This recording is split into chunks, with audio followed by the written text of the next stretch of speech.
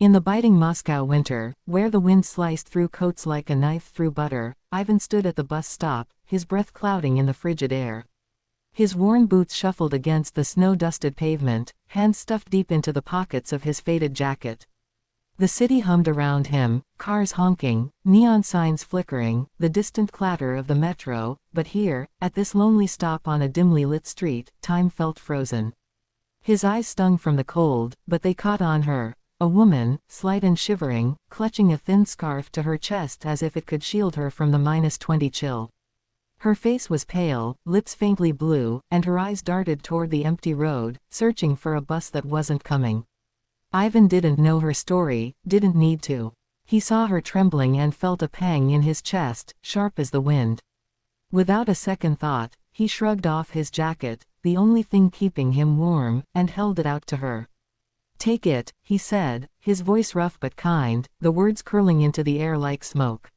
She hesitated, eyes wide, as if kindness from a stranger was a foreign language.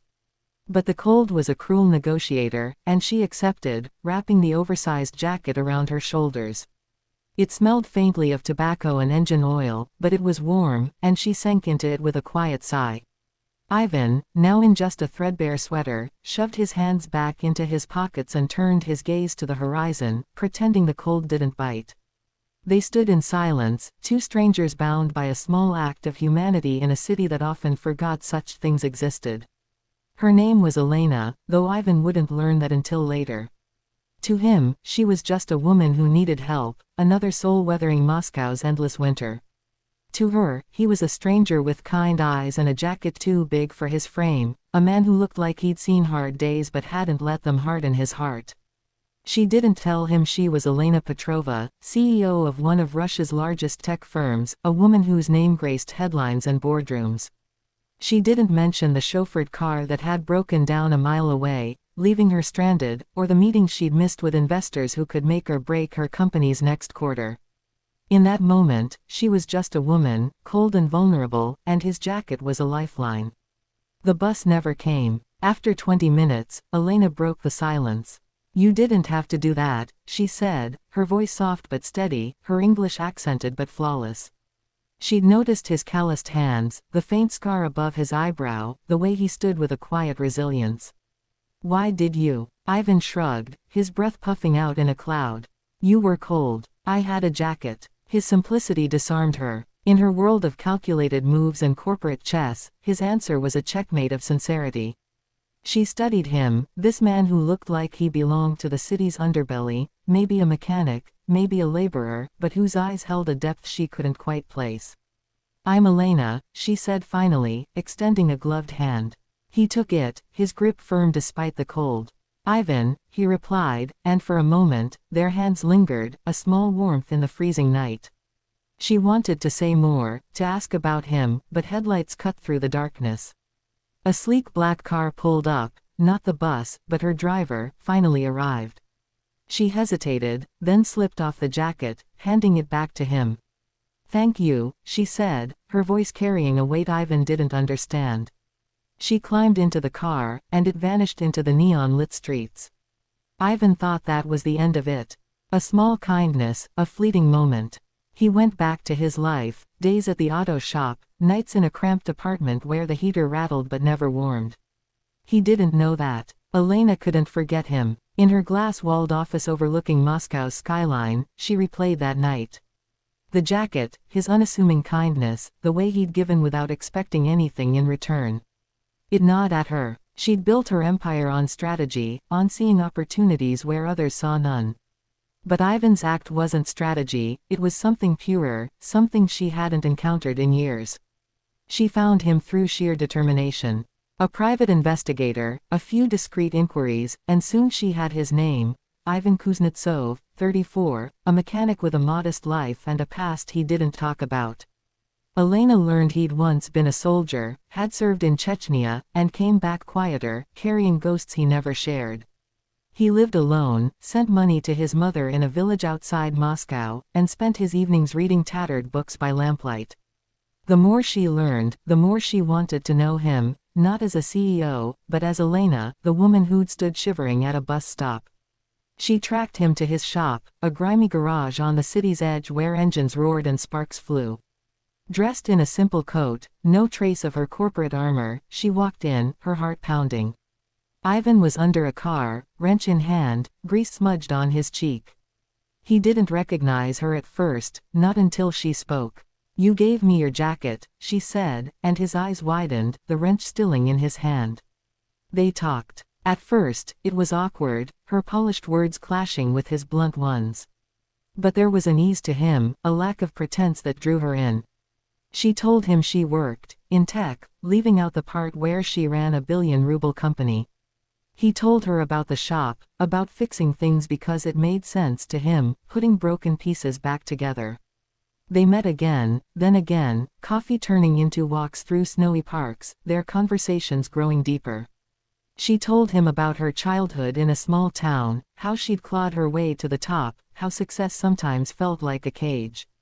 He told her about the war, the friends he'd lost, the nightmares that still woke him.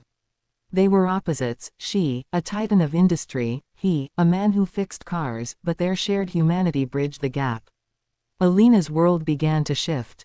In boardrooms, she found herself distracted, thinking of Ivan's laugh, the way his eyes crinkled when he told a story. She started questioning her priorities, her relentless pursuit of power, the deals that left her empty. Ivan, too, felt the change. Alina's presence brought color to his gray days, her sharp mind and quiet vulnerability pulling him out of his solitude. But he sensed she was holding something back, something big. He didn't push, trust, he knew, took time. The truth came out by accident. A news article on his phone, a photo of Elena at a gala, the headline proclaiming her Russia's tech titan. Ivan stared at it, the pieces clicking into place, her polished speech, the car that had whisked her away. He confronted her, not angry but confused, standing in the snow outside her favorite cafe. "Why didn't you tell me?" he asked, his voice low. "Did you think I wouldn't care who you are?" Alina's throat tightened. "I didn't want to be the CEO with you," she said. "I wanted to be me." She told him how his kindness had shaken her, how it reminded her of a world beyond profit margins and power plays. "You gave me your jacket, Ivan. You didn't know me, didn't want anything from me. Do you know how rare that is?" He looked at her, snow catching in her hair, and saw not the CEO but the woman who'd stood shivering at a bus stop. "I don't care about your title," he said. "I care about you." It was the closest he'd come to saying what had been growing in his heart, and it hit her like a wave. She stepped closer, her breath visible in the cold, and kissed him. It was tentative at first, then fierce, a collision of two worlds that shouldn't have fit but did. Their relationship deepened, but the world wasn't kind to such unions. Alina's board disapproved, whispering about optics, about a CEO dating a mechanic. Her rivals used it as ammunition, spinning stories of her, slumming it. Ivan faced his own battles, friends who didn't understand, a landlord who raised his rent, as if the universe itself resented their connection. Yet they held on, their bond forged in that first act of kindness, unbreakable even as the pressures mounted. The climax came at Alina's company gala, a glittering event in a Moscow ballroom where Russia's elite sipped champagne under chandeliers. She'd invited Ivan, half expecting him to decline. But he came, in a borrowed suit that didn't quite fit, his rough hands out of place among manicured ones. The room buzzed with whispers as they entered together, Elena in a sleek gown, Ivan at her side, unapologetic. A rival CEO, Dmitry Volkov, cornered her, his smile venomous. "Slumming it, Elena. What's next? Trading your office for a garage?" The room went quiet, all eyes on them. Elena felt the weight of her world, years of fighting to be taken seriously, to prove a woman could lead. She could have deflected, laughed it off, protected her empire. Instead, she took Ivan's hand, her voice steady.